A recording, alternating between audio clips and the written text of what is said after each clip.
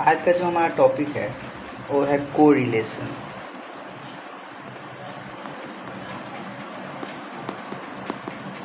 Correlation correlation से पहले हम लोगों ने नॉर्मल डिस्ट्रीब्यूशन कर्व के बारे में समझ लिया था, तो इससे ये रिलेटेड तो नहीं है पर इसके नेक्स्ट ही ये टॉपिक है। एक एक करके हम कोरिलेशन के बारे में समझ लेते हैं कि कोरिलेशन है क्या और इसको मेजरमेंट कैसे करते हैं। दरअसल कोरिलेशन एक बहुत लंबा चैप्टर है स्टैटिस्टिक्स में, पर हम उतने डीप में जाएंगे नहीं क्योंकि हमें उतना अभी तो बस एग्ज़ाम्स को कवर करना है। हालांकि और इसके लिए कोरिलेशन को और अच्छे से समझने के लिए हमें और भी अलग चीज़ चाहिए होता है समझने के लिए स्टैटिस्टिक्स में, जो अभी हम लोगों ने समझा नहीं है। तो उतने हम लोग अंदर नहीं जाएंगे, डीप में नहीं जाएंगे। हम कोशिश करेंगे कि इसको बेसिक रखने का, और फिर भी अगर कोई डाउट हो तो आप जरूर बताइएगा। सबसे पहले व्हाट इज कोरिलेशन, कोरिलेशन का मतलब क्या है। इसके लिए समझने के पहले हम एक उससे भी पहले कुछ बात समझ लेते हैं। सबसे पहला चीज़ वेरिएबल। स्टैटिस्टिक्स में वेरिएबल किसी साइकोलॉजी में जब हम रिसर्च करते हैं या कोई चीज़ पता करने की कोशिश करते हैं तो उसमें वेरिएबल क्या होता है। वेरिएबल मतलब कोई भी चीज़ जिस पे हम स्टडी कर रहे हैं। तो जैसे, और जब भी हम साइकोलॉजी में स्टडी करते हैं तो सिर्फ एक वेरिएबल का नहीं करते हैं बल्कि दो वेरिएबल का करते हैं, जैसे variable A and variable B. अब इसका क्या मतलब है वो हम आपको बताते हैं। एग्जाम्पल के लिए अगर हम ले लें कि क्या स्टडी पे मोबाइल चलाने का कोई इफ़ेक्ट होता है क्या, कि क्या अगर हम ज़्यादा मोबाइल चलाएं तो स्टडी इफ़ेक्ट होता है, और इफ़ेक्ट होता है तो कैसे होता है। क्या ज़्यादा मोबाइल चलाने से क्या स्टडी ज़्यादा और अच्छा हो जाता है, या मोबाइल ज़्यादा चलाने से स्टडी पे ख़राब असर पड़ता है। ये दो चीज़ों का फॉर एग्जांपल हमें स्टडी करना, हमें जानना है ये बात, और साइकोलॉजी में हम इसी के बारे में पढ़ते हैं कि क्या स्टडी में क्या चेंज आता है, what changes in the behaviour of study in terms of mobile, in the terms of using mobile. तो इस सिचुएशन में हम क्या करेंगे, हमारे पास दो चीज़ें हैं स्टडी करने के लिए। एक तो कि पढ़ाई मतलब उस पर क्या असर पड़ रहा है, और दूसरा मोबाइल। हम इन दोनों के बीच में स्टडी करना चाहते हैं कि what is the relationship between this to variables. तो बेसिकली इसको हम बोल देंगे वेरिएबल ए, और इसको बोल देंगे बी, वेरिएबल बी, कि हम दो चीज़ों का स्टडी कर रहे हैं और एक ये स्टडी और एक मोबाइल फ़ोन है। वैसे ही सिमिलरली और भी एग्जांपल हो सकते हैं। जैसे मैं एक एग्जांपल जो हमेशा देना पसंद करता हूँ ये है कि क्या टेम्परेचर में और बिहेवियर में कोई रिलेशनशिप है क्या, कि क्या अगर गर्मी बढ़े तो उसे बिहेवियर में कुछ चेंज आता है। और साइकोलॉजी में इसको रिसर्च किया गया है, एक्चुअली रिसर्च किया गया है, तो पता था कि गर्मी बढ़ने से बिहेवियर में बदलाव आता है, हमें गुस्सा आता है थोड़ा सा ज़्यादा, जिसका कोई रीज़न भी नहीं होता। तो हम फिर इसको भी ए बोलेंगे, वेरिएबल ए, और इसको बी बोलेंगे, या इसको भी ए बोल सकते हैं, बी बोल सकते हैं। मतलब ये है कि हमारे पास दो वेरिएबल हैं। अब क्या होता है,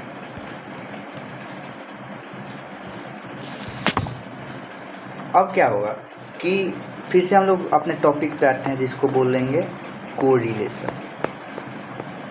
यहाँ से इस वर्ड से तो मालूम चल रहा है कि हम रिलेशनशिप का बात कर रहे हैं कि क्या रिलेशन आखिर क्या है, और को मतलब कि एक दूसरे के साथ।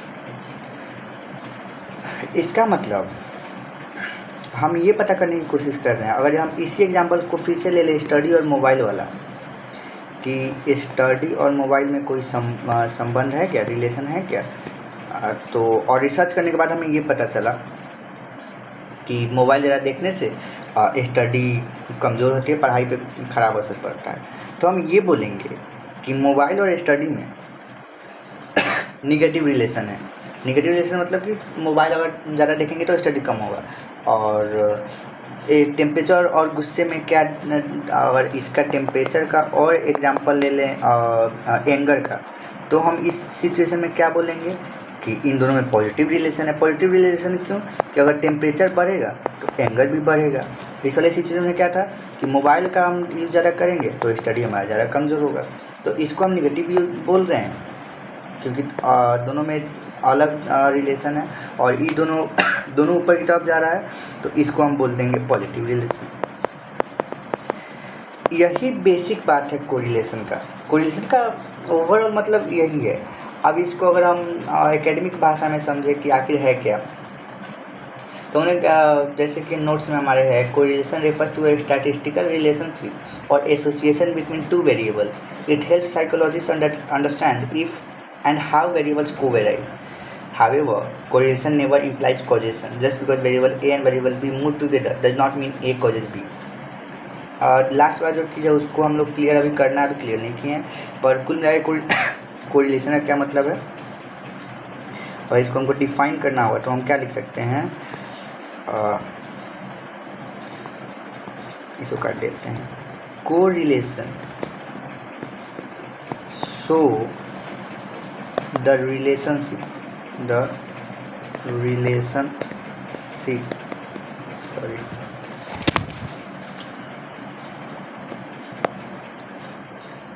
so the relationship between two variables ये ना मैंने आपको पहले भी बताया कि वो स्क्रीन बहुत बार ऐसे हो जाता है गलती से। तो सिंपली मतलब है कि ये दो वेरिएबल के बीच में रिलेशनशिप शो करता है।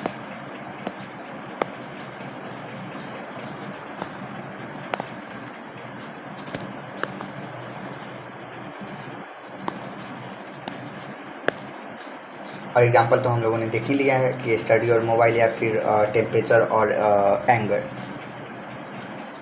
अब कोरिलेशन में दो चीज़ें होती हैं। कोरिलेशन उसको हम डिवाइड कर देते हैं टू पार्ट में, मतलब टू पार्ट में डिवाइड नहीं करते हैं, और इसमें दो चीज़ें होती हैं जिसके बारे में हम लोग पढ़ रहे हैं। सबसे पहला डायरेक्शन और दूसरा मैग्नीट्यूड। दोनों को समझते हैं। डायरेक्शन मतलब ये बताता है कोरिलेशन कि दो वेरिएबल्स में जो रिलेशनशिप है वो कैसा है, कि जैसे मैंने बताया ना कि मोबाइल और उसी का एग्जांपल हम लोग बार बार लेते हैं ताकि इजी रहे, मोबाइल और स्टडी का। तो क्योंकि मोबाइल यूज करने का ज़्यादा यूज करने से स्टडी कमज़ोर हो रहा था, तो इसका ये मतलब ये डायरेक्शन तो बता रहा है ना कि एक घटने पे एक बढ़ने पे एक घट रहा है। तो ये डायरेक्शन बताता है कि क्या ये दोनों ऊपर ही जा रहे हैं या दोनों नीचे ही जा रहे हैं, कि ऐसा भी तो हो सकता था कि मोबाइल यूज कम करने से स्टडी भी कम हो जाए। तो ये रिलेशनशिप ये डायरेक्शन बताता है कि क्या दोनों ऊपर जा रहे हैं, कि दोनों के एक बढ़ने से दूसरा भी बढ़ रहा है, या फिर एक के बढ़ने से दूसरा घट रहा है। अच्छा एक के सॉरी ये जो टर्म मैंने यूज किया वो गलत है, मतलब एक के बढ़ने से दूसरा ऐसा नहीं होता। हम ये बोलेंगे कि क्या दोनों एक साथ बढ़ रहे हैं, या एक घट रहा है एक बढ़ रहा है, या फिर दूसरा घट रहा है और इधर वाला बढ़ रहा है। तो कुल मिला के ये बात है कि वो डायरेक्शन बताता है कि कौन घट रहा है कौन बढ़ रहा है। दूसरा चीज़ वह मैग्नीट्यूड बताता है। मैग्नीट्यूड यहाँ पे ज़्यादा इंपॉर्टेंट है कोरिलेशन में, कि अगर बढ़ भी रहा है कोई चीज़ या घट भी रहा है एक दूसरे के संपर्क में, तो कितना ज़्यादा घट रहा है और कितना ज़्यादा बढ़ रहा है। जैसे एग्जांपल लें फिर से कि हम अपने फ़ोन का, कि फ़ोन यूज अगर हम कर रहे हैं तो स्टडी ज़्यादा फ़ोन यूज करें तो स्टडी कमज़ोर हो रहा है, तो हम क्या बोल सकते हैं, हमें ये भी बताना होगा कोरिलेशन में कि कितना इफ़ेक्ट हो रहा है, कि कितना ज़्यादा पावरफुल रिलेशन है। यानी क्या ये बिल्कुल ऐसा है कि अगर हम 50 घंटे फ़ोन 50 घंटे सॉरी पॉसिबल नहीं है एक दिन में, अगर एक दिन का बात करें तो अगर हम 1 घंटे में 3 घंटा फ़ोन चला रहे हैं, तो क्या एकदम वो 3 घंटा ही स्टडी मेरा ख़राब हो रहा है। तो यानी रिलेशनशिप कितना ज़्यादा दोनों में रिलेशनशिप है। तो ये रिलेशनशिप क्या हो सकता है, शुरुआत होगा वो -1 से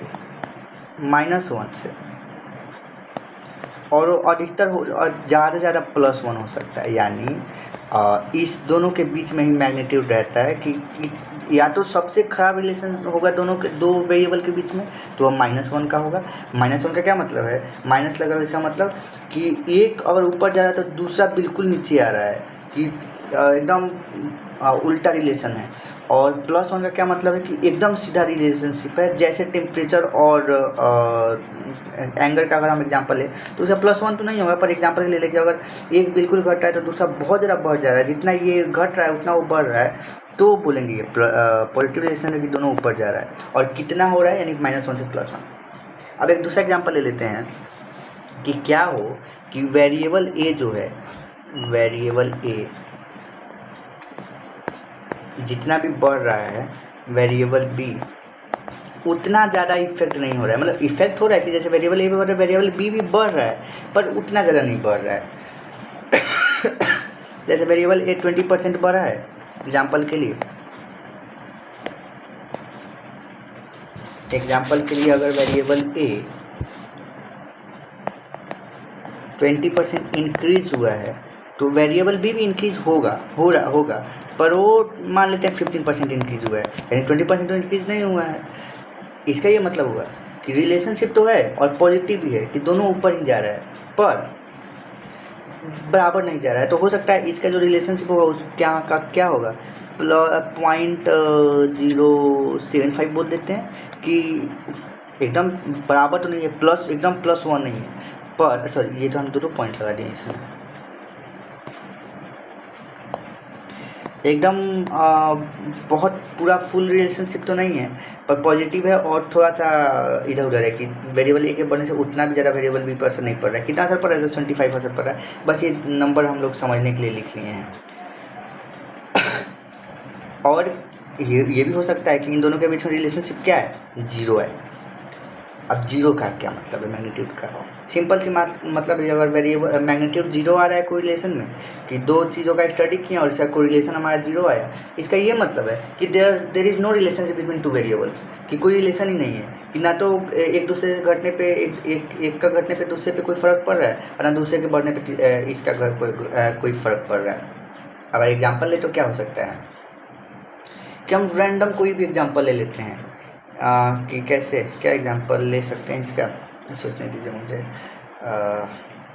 हम सर्च कर लेते हैं 2 minute, just example of 0 correlation.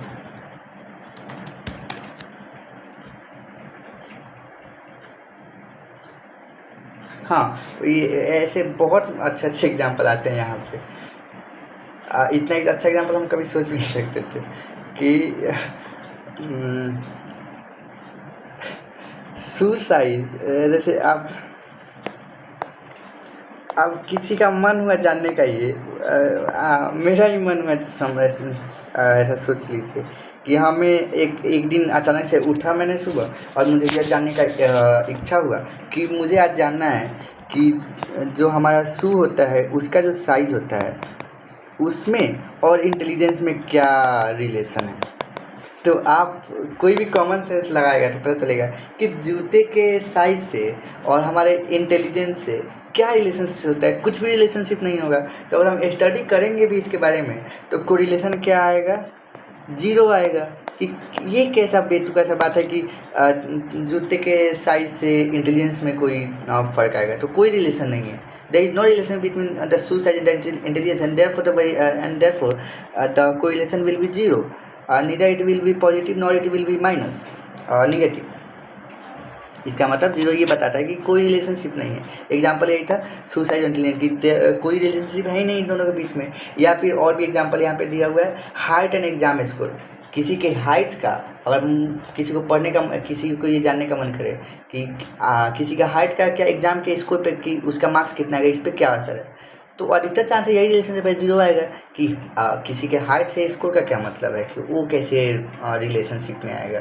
कि हाइट के ऐसा होता है थोड़ी कि हाइट के बढ़ने से हमारे एग्जाम में मार्क्स भी बढ़ जाएगा, या हाइट घटने से मार्क्स भी घट जाएगा, तो ऐसा नहीं होता। तो इस सिचुएशन में जो कोरिलेशन आएगा वो 0 आएगा। और भी बहुत सारे एग्जांपल है, आप बस ये सर्च कर सकते हैं, बस एग्जांपल ऑफ 0 कोरिलेशन, आपके पास बहुत सारे एग्जांपल्स आ जाएंगे। ठीक है, तो ऐसे हम लोगों ने बिना जाने ही 3 चीज़ जान लिया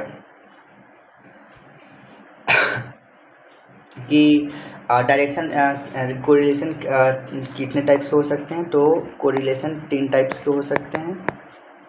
कोरिलेशन टाइप्स 1, पॉजिटिव कोरिलेशन, कि अगर 2 वेरिएबल है तो एक के बढ़ने से दूसरा भी बढ़ेगा। अब ये कितना बढ़ेगा वो मैग्नीट्यूड में निर्भर करता है, कि हो सकता है बराबर बढ़ रहा है +1, या हो सकता है ये +1 भी इसका मतलब बढ़ ही रहा है, इसका भी मतलब है बढ़ ही रहा है, थोड़ा कम बढ़ रहा है, और इसका भी मतलब है कि वो बढ़ ही रहा है। अगर 20 भी आंसर आया तो इसका भी मतलब बढ़ ही रहा है, लेकिन बहुत कम एक दूसरे से बढ़ रहा है। कि अगर ए बढ़ रहा होगा 40% तो मे बी बढ़ रहा होगा 5%, लेकिन बढ़ तो रहा है उसके रिलेशनशिप में। तो अगर 20 भी आता है प्लस 0.20 तो पॉजिटिव ही है। दूसरा हम लोगों ने जाना सॉरी जीरो रिलेशन, पहले उसी को लिख लेते हैं जीरो। दैट मीन्स कि no relationship, no relation between two variables, no relation between two variables, तो इसका जीरो आएगा आंसर हमेशा। तीसरा निगेटिव कि एक के बढ़ने पे दूसरा एक बढ़ता है तो दूसरा घटता है। ये अगर -1 होगा तो बहुत ज़्यादा, कि एकदम एक बढ़ता है तो दूसरा बहुत उतना ही घट जाता है, या -0.70 भी हो सकता है, -0.4045 भी हो सकता है। तो अगर आप देखें तो ये नेगेटिव में है कि एक घटने से दूसरा भी घटेगा, लेकिन नीचे नहीं है कितना घटेगा, तो उसके लिए हम लोगों ने पॉइंट में लिखा। और आप ये भी देख सकते हैं कि कोई भी एक से ज़्यादा, एक से ऊपर या नीचे नहीं जाएगा, यानी 2 नहीं हो सकता है, 3 नहीं हो सकता है, बस +1 -1 से लेकर +1 के बीच में ही होगा। और इसके बीच में सिर्फ 0 पॉइंट ये सब आते हैं, तो यही हो सकता है। उसके बाद एक चीज़ जो है हम लोगों को समझने के लिए, जो शायद हम अभी जस्ट इग्नोर किए थे, हाँ, हमने यहाँ पे बोला था कहीं पर, अगर आपको ध्यान हो, कि यहाँ पे मैंने एक गलत टर्म यूज कर दिया था बताने के, एक्सप्लेन करने के वक्त। वो क्या था कि मैंने बोला था एक के बढ़ने के चलते दूसरा भी बढ़ रहा है, और ये गलत इसलिए है क्योंकि रिलेशनशिप जो को रिलेशन होता है, ये जो को रिलेशन है, ये बस रिलेशन दिखाता है, बस रिलेशन।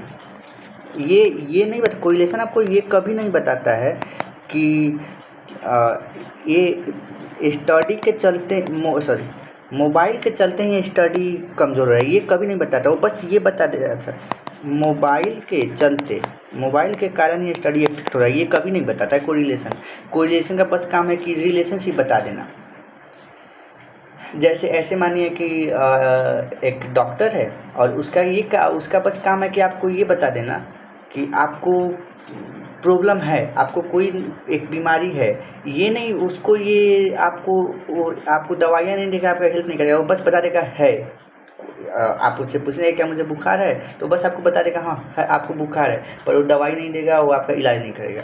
वैसे कोरिलेशन है कि रिलेशनशिप तो बता देगा कि हाँ मोबाइल चलाने और स्टडी में रिलेशनशिप तो, और ये निगेटिव, ये मोबाइल ज़्यादा चलाएगा तो स्टडी कम होगा।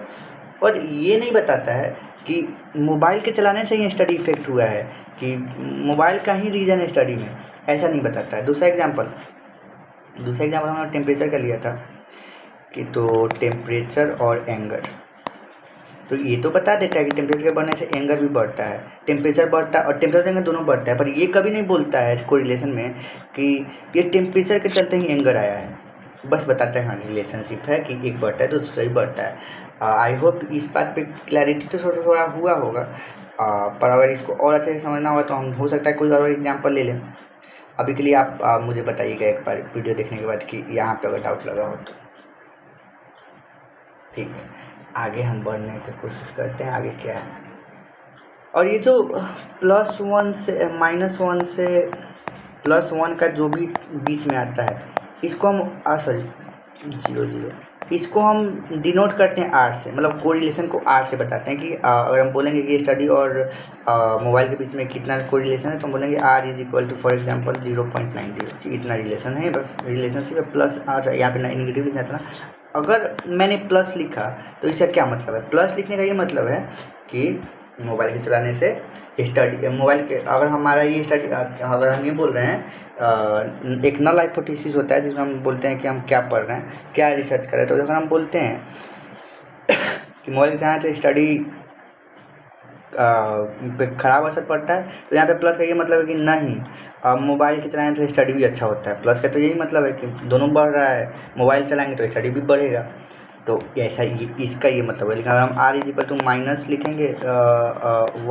0.90, दैट मीन्स कि मोबाइल यूज से स्टडी निगेटिवली अफेक्ट हो रहा है, तो इसको हम R से दिखाते हैं, कोरिलेशन को R से डिनोट करते हैं। अगर इसको हमको ये इससे देखना हो क्या बोलते हैं उससे ग्राफ में देखना हो तो ग्राफ में कैसा दिखेगा। हम दो कलर का यूज करते हैं अच्छे से समझाने के लिए। तो हमारे पास ऑप्शन है तो हम कभी यूज़ नहीं करते हैं, पर आज करते हैं। ऐसे एक यहाँ पे पॉइंट है, यहाँ पे पॉइंट है, यहाँ पे पॉइंट है, यहाँ पे ऐसे ऐसे पॉइंट है। पता नहीं फेस दिख भी रहा हो अपने। ऐसे बहुत सारे पॉइंट बना दिए कि ये मान लीजिए टेम्परेचर का मैंने लिख दिया कि इतना टेम्परेचर एक बार इतना टेम्परेचर और एंगल के बीच में रिलेशनशिप दिखा रहा है। तो अगर आप देखें तो ये अगर इस पूरे के बीच से अगर हम लाइन खींचने की कोशिश करें तो ये कैसा लाइन जाएगा, एकदम सीधा लाइन जाएगा लगभग। तो सीधा लाइन का मतलब है कि ये पॉजिटिव रिलेशन है, पॉजिटिव रिलेशन।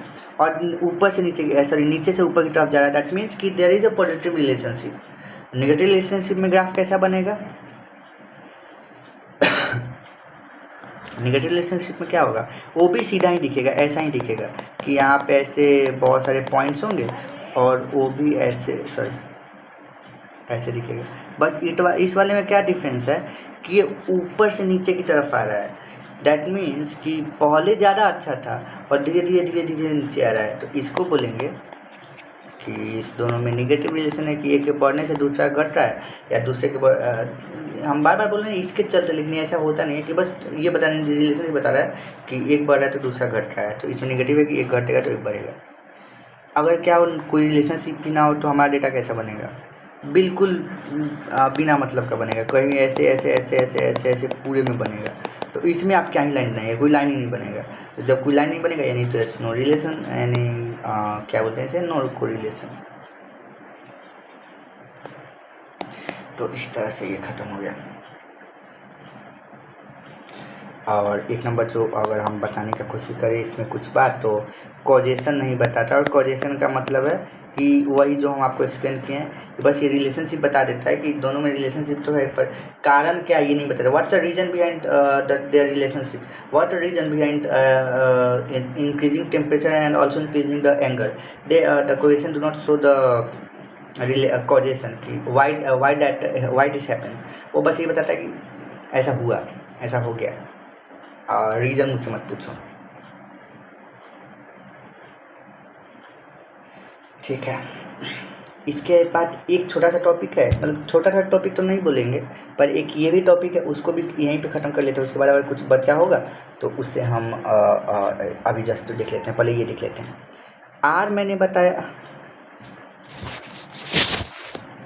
आर मैंने अभी एक्सप्लेन किया आपको कि आर बताता है कोरिलेशन। तो ये हो सकता है मे बी +0.80 कि ये इतना कोरिलेशन है। पर इसके अलावा एक और चीज़ आता है R², आर के ऊपर 2 लेते हैं यानी R²। ये क्या होता है अगर मैं पढ़ता हूँ, पहले उसके बाद एक्सप्लेन करता हूँ। To make practical sense of correlation we expect a coefficient R² represents the proportion of variance in one variable that is predictable from the other variable. If R equal to 0.50 between study hours and grades, R² 0.25. This means 25% of the variance in grades is accounted for by study hours. The remaining 25% is due to an error of or other factors. एक दिक्कत है कि हमने बताया 0.80 positive correlation है दो चीज़ों के बीच में, may be study and mobile के टेम्परेचर एंड एंगर के बीच में। पर हम ये कैसे जानेंगे कि ये रिलेशनशिप इन्हीं दोनों के चीज़ों के चलते ही हो रहा है, कि ये दोनों आपस में रिलेशनशिप या कोई तीसरे चीज़ के चलते प्रॉब्लम हो रहा है। जैसे ऐसे भी तो हो सकता है कि जब स्टडी किया गया हो टेम्परेचर का और एंगर का, तो उस वक्त अधिकतर लोगों का मूड पहले से ही ख़राब हो। एग्जाम्पल, ये एक एग्जाम्पल तो आया कि दिमाग में कि एग्जाम्पल मानिए कि अभी एक क्लास चल रहा था, एक टीचर का क्लास चल रहा था क्लास में, और वो जो टीचर थे वो ऐसे टीचर थे जो कि बच्चों को अच्छे नहीं लगते थे, और टीचर ने कुछ ऐसी बातें बोल दी क्लास में जिससे सारे बच्चे गुस्से में थे। और उसके बाद नेक्स्ट क्लास में जस्ट ये स्टडी हो गया, सारे बच्चों के ये देखा गया कि टेम्परेचर नाप लिया गया और फिर उनसे कुछ क्वेश्चन पूछा गया, तो पता चला कि अधिकतर बच्चे उसमें गुस्सा ही थे, पहले से ही थे। इसका तो ऐसे क्या हो सकता है कि रीज़न टेम्परेचर नहीं था गुस्सा होने का, रीज़न ये था कि पिछले क्लास में उन लोगों के उनके टीचर जो थे उनके चलते उनको गुस्सा आ रहा था। तो हम इसमें ये तो दिक्कत आ गया ना इसको रिलेशन में, कि हम रिलेशन में तो ये बता देगा कि 0.80 रिलेशन है, पर क्या दिक्कत है वो ये तब होगा कि क्या ये रिलेशनशिप एक दूसरे के चलते टेम्परेचर और एंगर क्या ही चलते हैं या किसी तीसरे चीज़ के चलते या किसी अदर प्रॉब्लम के चलते। तो बस इस प्रॉब्लम को पता करने के लिए हम आर स्क्वायर करते हैं। आर स्क्वायर का क्या मतलब कि आर जो भी है उसको हम स्क्वायर कर देंगे, दैट इज कि if we have plus 0.80 relation then our R square will be 864 which is 0.64 कि इतना अच्छा इतना आर स्क्वायर है। आर स्क्वायर क्या मतलब, इसको हम पहले जैसे ही 60.64 है इसका सिंपल मतलब है 64%। और ये परसेंटेज कैसे निकलता है आपको पता भी होगा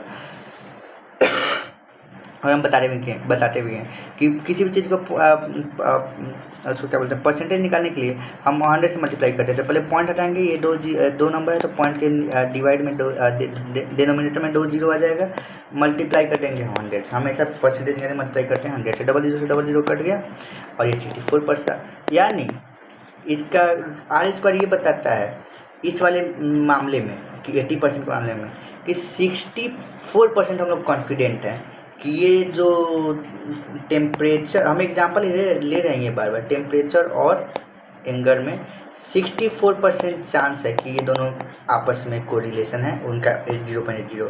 ये वही बात होगी ना, प्रोबेबिलिटी बता रहा है कि कितना चांस है इसके दोनों का आपस में कोरिलेशन होने का। अब 64% ये चांस है कि ये दोनों कोरिलेशन है और इनका कोरिलेशन 0.80 है। इसका मतलब 100 में से अगर आप 64 माइनस करें तो 10 माइनस 4 6 एंड 9 माइनस 60 36% चांस ये भी है कि इन दोनों में रिलेशनशिप है नहीं, पर किसी तीसरे चीज़ के चलते ये रिलेशनशिप दिखा रहा है, यानी कोई एरर है, किसी एरर के चलते ये रिलेशनशिप दिखा रहा है। तो ये मतलब होता है आर स्क्वायर का। तो अगर हम आपसे पूछें कि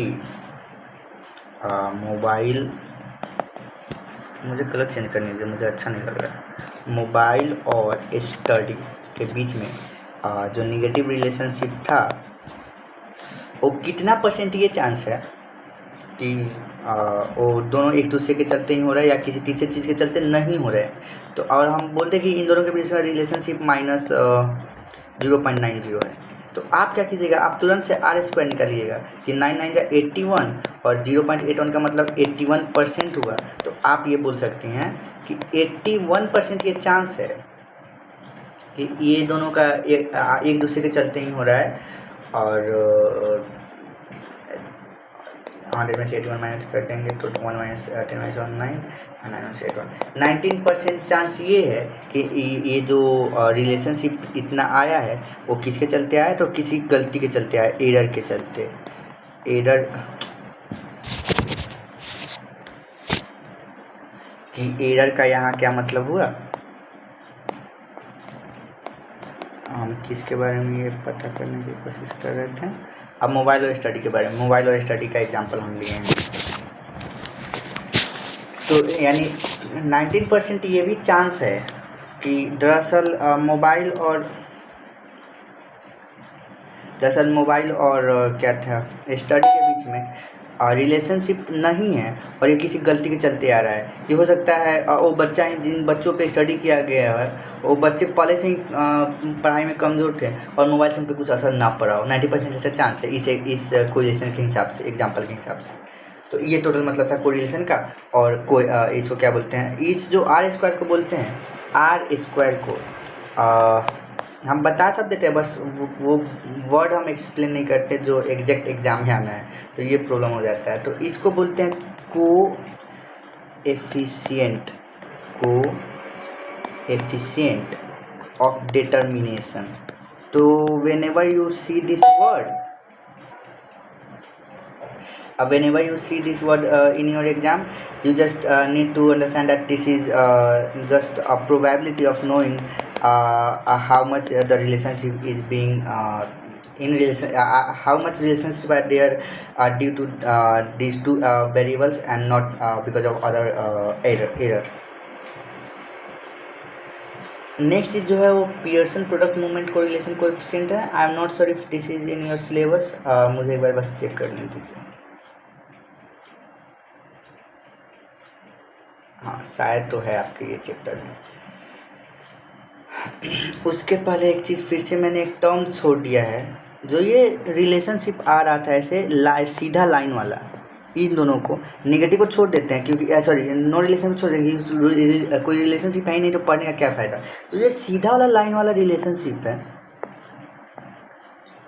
इसे हम बोलते हैं लीनियर कोरिलेशन। अच्छा मैं इसको लीनियर बोलता हूँ, बहुत लोग लाइनियर भी बोलते हैं, तो पता नहीं कौन सा ज़्यादा सही है, पर एडजस्ट कर लीजिए। लीनियर कोरिलेशन कि एक सीधी रेखा में जो अंतर सहसंबंध है, इसका वर्ड शायद होता है अंतर सहसंबंध, वटेवर संबंध, ये गलती हो सकता है, हटा ही देते इसे, तो सहसंबंध बोलते हैं इसे।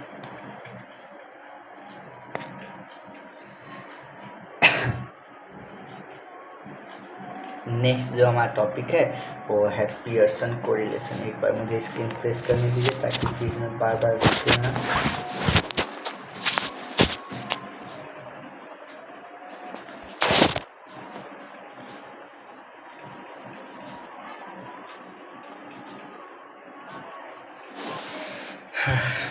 टॉपिक का नाम है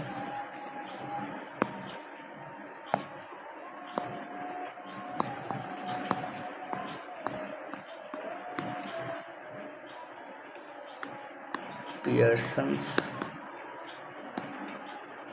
प्रोडक्ट मोमेंट कोरिलेशन।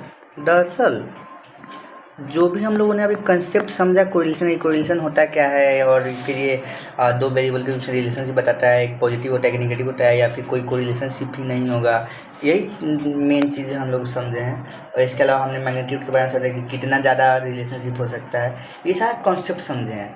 पर आखिर इसको निकालते कैसे हैं, तो जैसे वो +1 -1 हम लोग एग्जाम्पल ले रहे थे, 0.80 एग्जाम्पल ले रहे थे, 0.75 कुछ भी एग्जाम्पल ले रहे थे, तो ये नंबर आता कहाँ से है, ये नंबर हम पता कैसे करते हैं।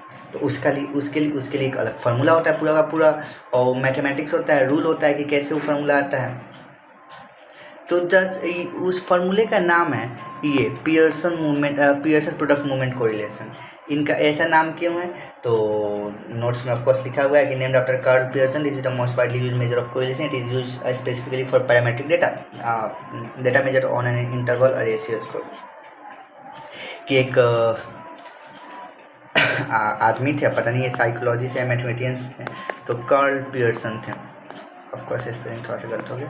कार्ल पियर्सन ने इस फार्मूला को बनाया था, इसके बारे में सबसे पहले बताया था, तो इसीलिए हम इसको बोलते हैं पियर्सन प्रोडक्ट मूवमेंट कोरिलेशन। सबसे ज़्यादा इसी का यूज़ होता है। इसके अलावा भी एक दो नाम है जो आई डोंट नो इसमें दिया है कि नहीं दिया है, मैंने दूसरे नोट्स में हो सकता है होगा ही। तो ये पियर्सन कोरिलेशन था। इसके अलावा बहुत सारे होते हैं, जैसे मेरे पास एक नाम है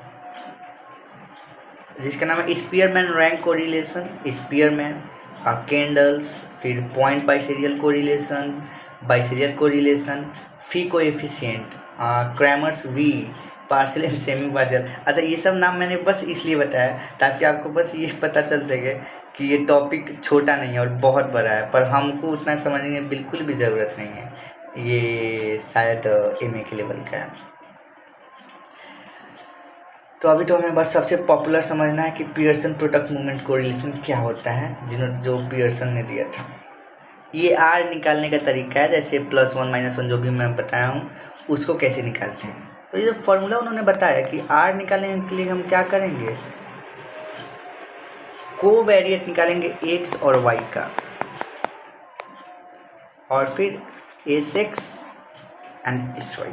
ये सब क्या है भाई, तो कोवेरिएट का मतलब होता है कि दोनों में रिलेशनशिप कितना है।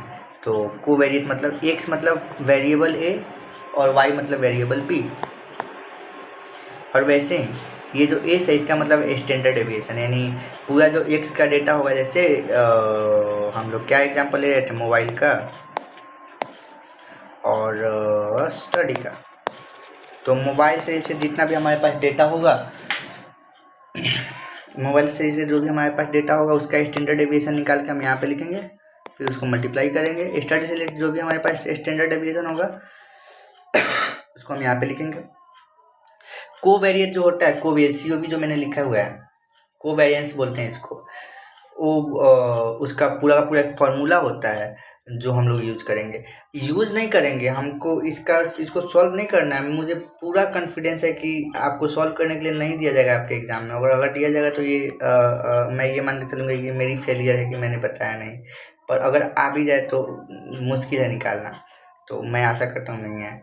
तो मैं लेकिन फार्मूला बता देता हूँ। ये जो पियर्सन कोरिलेशन ने बताया उसमें ये एन है, सम ऑफ एक्स वाई, यानी एक्स और वाई दोनों को मल्टीप्लाई करके उसका पूरा ऐड कर लेते हैं, और फिर सम ऑफ एक्स का अलग मल्टीप्लाई और फिर वाई का अलग मल्टीप्लाई का सारा ऐड, सॉरी मल्टीप्लाई बोल रहे हैं, एक्स का सारा ऐड करके वाई का सारा ऐड करके।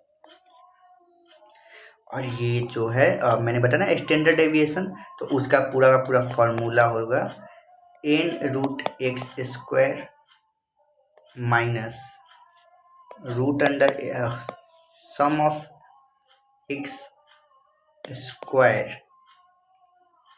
ये तो बहुत भारी है फॉर्मूला है। ये फार्मूला ना उस हमारे नोट्स में है नहीं, तो मैं इस फार्मूला को just after this class I will be sending you on your WhatsApp और maybe somewhere else in a PDF। ये माइनस है वाई स्क्वायर। कुल मिला के ये समझे हम लोग इतना बार। ये फार्मूला बहुत ज़्यादा भारी लग रहा है, पर ये ज़्यादा भारी है नहीं एक बार अगर हम समझेंगे तो। पर इस पूरे फार्मूला का कुल मिला के मतलब ये है कि ऊपर हम लिखते हैं what how much variable A and variable B here in this case variable X and Y are in relationship with each other, और नीचे हम लिखते हैं स्टैंडर्ड डेविएशन दोनों का, और फिर हम दोनों को डिवाइड कर देते हैं। ये फार्मूला मैं आपको जस्ट मैं स्क्रीनशॉट करके रख लेता हूँ और शेयर करता हूँ।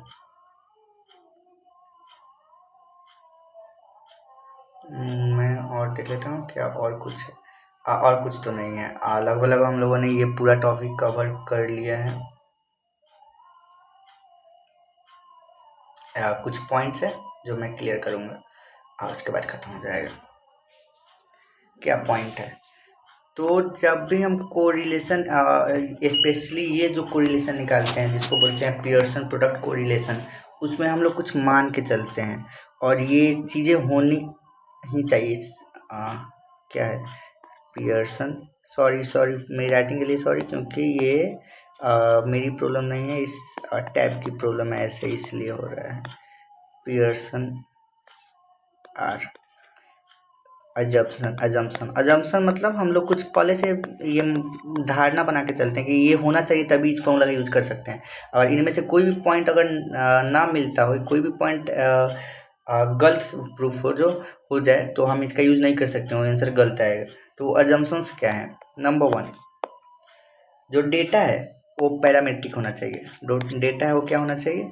Parametric. Let me just explain what parametric is.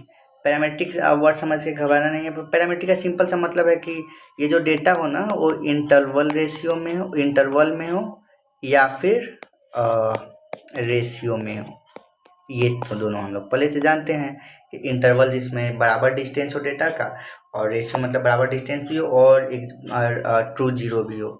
मतलब सिर्फ नाम ना हो, और सिर्फ रैंकिंग ना हो, बल्कि रियल नंबर हो, दोनों में डिफरेंस भी हो। ये जैसे हाइट हो गया, जैसे फिर टेम्परेचर हो गया, ये शायद तो इंटरवल और रेशियो में आती है ये सब। तो ऐसे डेटा होना चाहिए। सिर्फ अगर क्लासरूम के बच्चों का नाम लिखा हुआ है तो हम उस वक्त में इस फॉर्मूला का यूज नहीं कर सकते क्योंकि नंबर ही नहीं है हमारे पास। दूसरा अजम्पशन कि जो रिलेशनशिप हो वो लीनियर रिलेशनशिप हो। ये पहले ही हम पता करके बनाते हैं, कोरिलेशन निकालते हैं। ये हमारे पास एक बार जब पता चल जाता है कि मोबाइल और स्टडी में नेगेटिव रिलेशनशिप है, उसके बाद हम पता करने की कोशिश करते हैं कि उसका मैग्नीट्यूड कितना है, यानी आर निकालने की कोशिश करते हैं। तो ये ज़रूरी है कि दोनों के बीच में लीनियर रिलेशनशिप हो। ऐसा ना हो कि कोई रिलेशनशिप है नहीं और हम आर निकालने के पीछे पड़े हुए हैं। ऐसे केस में आंसर या तो आएगा नहीं, और आएगा तो जीरो आएगा, और आएगा भी तो हम उसे विश्वास नहीं कर सकते हैं।